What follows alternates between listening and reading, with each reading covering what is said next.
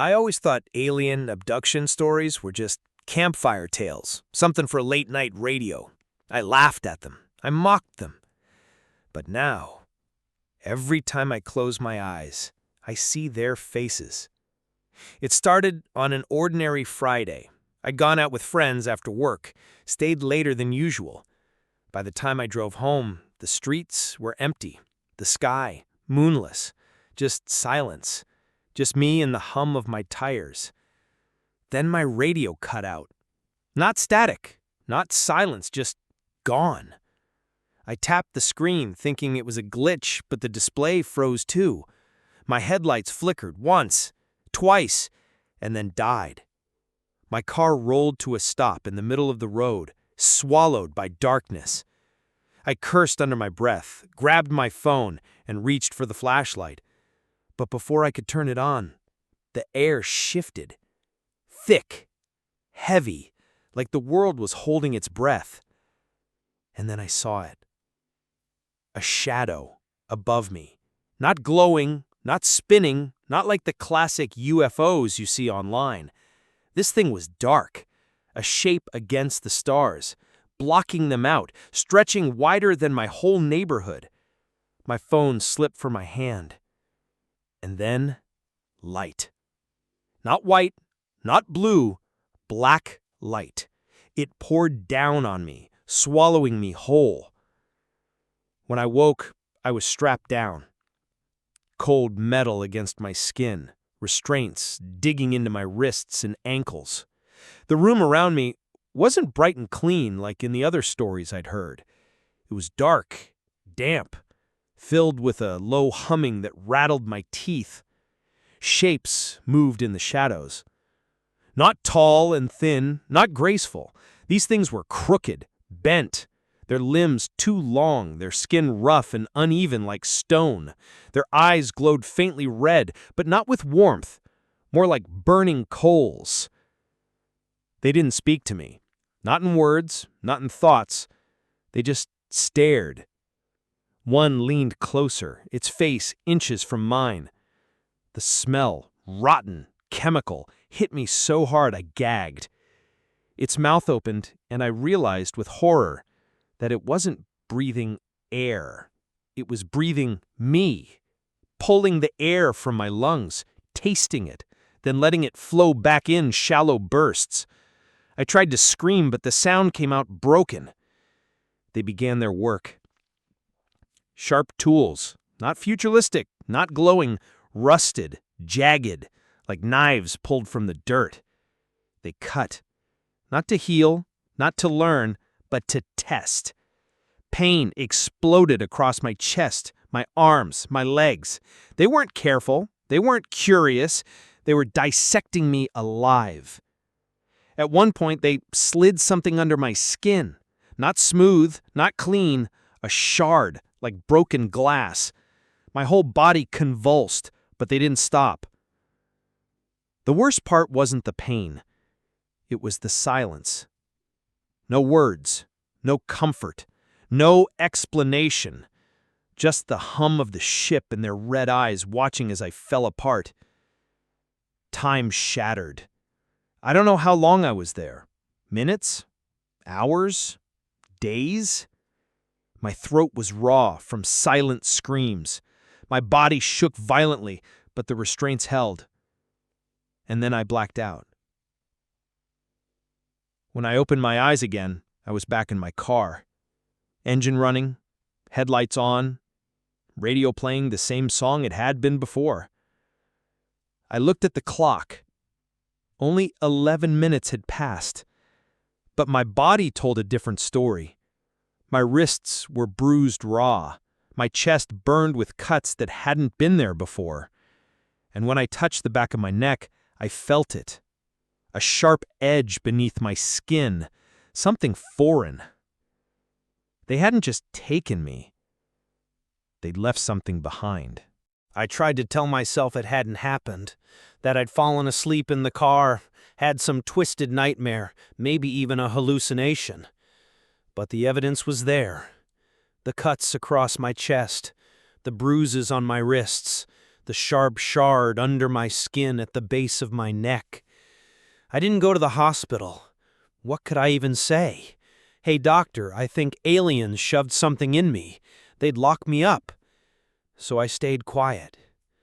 I tried to live normally, but normal was gone. The first thing I noticed was the time. Whole minutes would vanish.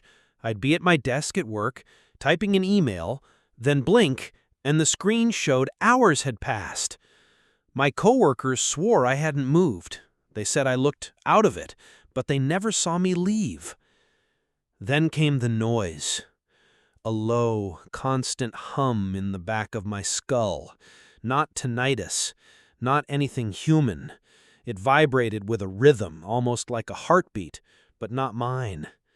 Sometimes, late at night, it would grow louder, so loud I thought my head would split. And always, it was followed by the same dream. Red eyes hovering over me, and the sound of my own breath being stolen from my lungs. One morning I woke up somewhere I'd never been before. A field. Wet grass beneath me, the smell of dirt and smoke in the air. My clothes were damp, my shoes caked in mud. My phone said it was 6:17 a.m. The last thing I remembered was lying in bed at midnight. I had no car, no explanation, and when I finally made it home, everyone acted like nothing was wrong. My roommate said he'd heard me moving around the apartment all night, but I hadn't been there. The shard under my skin grew worse. At first, it was just a bump. Then it started moving. I swear I felt it shift when I touched it, like it was burrowing deeper. I tried to cut it out. In the bathroom mirror, with shaking hands, I pressed a razor to my neck. But the moment I broke skin, a burning shock ripped through me, like an electric current straight into my spine. I collapsed. When I woke up, the wound had sealed itself, leaving no trace of the cut. It wouldn't let me take it out. The final straw came 2 nights later. I was sitting on the couch, staring blankly at the TV, when my vision flickered. Not the screen, my vision. For a split second, I wasn't in my living room anymore. I was in their room again, strapped down, red eyes watching me, the smell of rot in my throat. Then back, couch, TV, my own 4 walls. It only lasted a second, but it was enough. They hadn't let me go. They never let me go. And now I know. They don't just take people. I don't know how much longer I can hide this. Every day feels like a countdown, though I don't know what I'm counting down to. The shard under my skin moves more now. Not just shifts, it crawls. Sometimes I feel it pulse, syncing with my heartbeat. Sometimes it burns hot, like it's alive. And sometimes it whispers. Not words exactly, more like urges. Stand up. Go outside. Walk to the woods. Don't fight it. I don't always resist. The first full blackout happened on a Tuesday. I left work at 6 p.m. sharp. I remember walking across the parking lot, fumbling with my keys. Then darkness. When I opened my eyes again, it was Thursday morning. 2 days gone. My phone was full of texts from coworkers, my boss, even my sister. "Where are you? Are you okay? You didn't show up." But the strangest part? My car was still in the parking lot. My apartment was locked from the inside. No one had seen me leave. It's like I'd just vanished. The dreams, or whatever they are clearer now. I see the ship, the red-eyed things moving in shadows. I see rows of humans strapped down beside me, motionless, their chests rising and falling in shallow rhythm. Some of them look dead. Some of them I recognize. People from town, faces I've passed on the street, in the store. People whose names I don't even know, but I've seen them. And every time I dream, there are more. The shard is changing me. My reflection doesn't look right anymore. My eyes have a faint red sheen in dim light. My skin looks paler, thinner, like something underneath is pressing to get out. And food doesn't taste the same.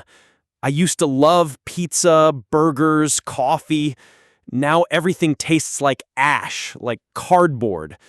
The only thing that eases the hunger is air.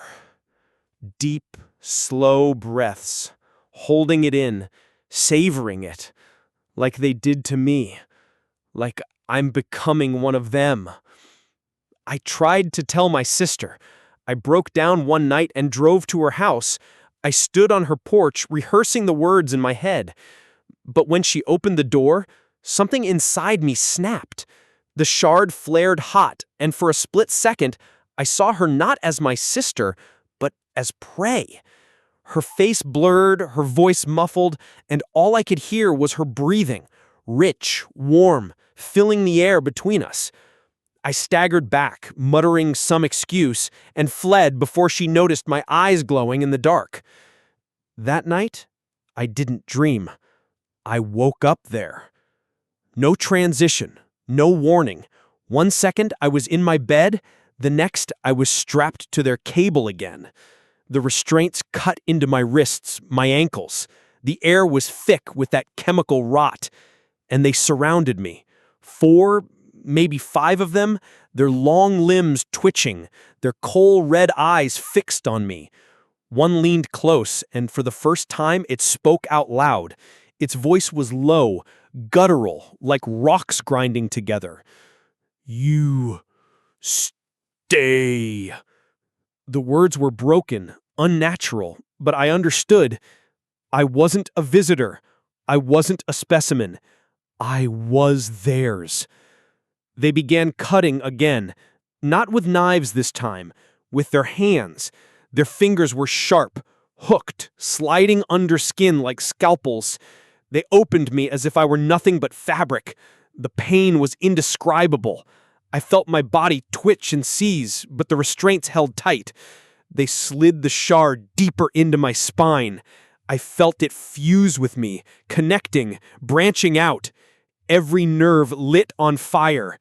And in that agony, I saw. Images poured into my head. Cities in ruin, skies choked with smoke, billions of humans marching like puppets under red light. I saw Earth hollowed out, stripped bare, turned into another husk in their endless path. This was their plan. Not conquest, not diplomacy. Harvest. We are not prey. We're soil, hosts for their seed. I woke up screaming in my bed, my sheets soaked in sweat, my skin burning where they'd cut me. And when I looked in the mirror, the wound was gone, sealed, no scar, but my eyes glowed brighter now, unmistakably red. It's getting harder to hide. My coworkers avoid me, whisper when they think I can't hear. My sister doesn't answer my calls. Sometimes in the middle of the night, I see shapes at the end of my street, tall, crooked, waiting, watching. I know what they want. Not to take me back. To finish the process. And maybe they already have. Because sometimes when I breathe, I don't hear my own lungs anymore. I hear theirs.